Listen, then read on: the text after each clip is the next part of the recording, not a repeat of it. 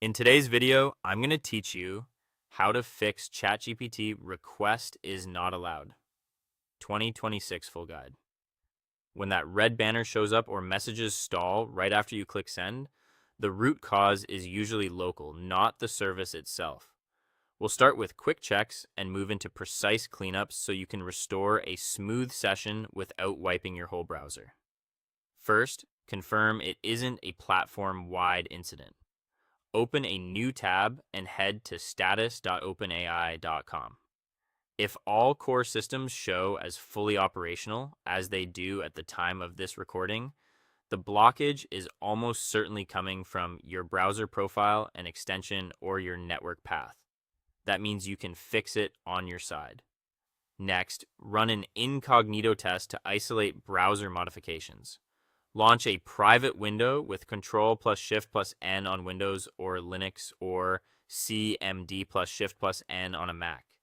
Sign in, send a simple prompt, and watch the response. If everything works here but not in your regular window, an extension or cached profile data is interfering. Return to your main window and temporarily disable content blockers or script stoppers to identify the culprit.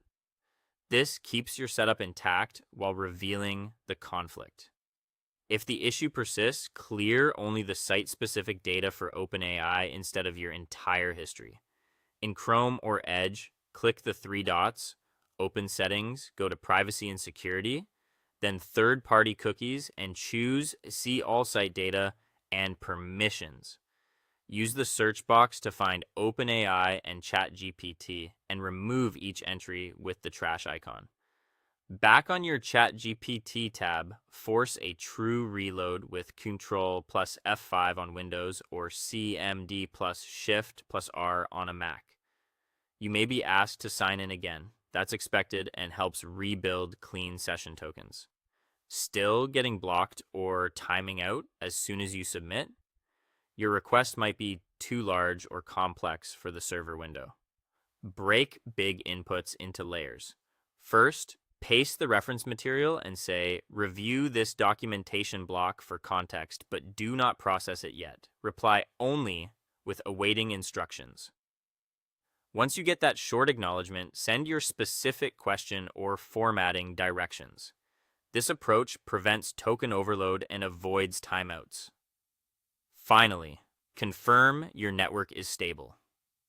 Disconnect any VPNs or proxies.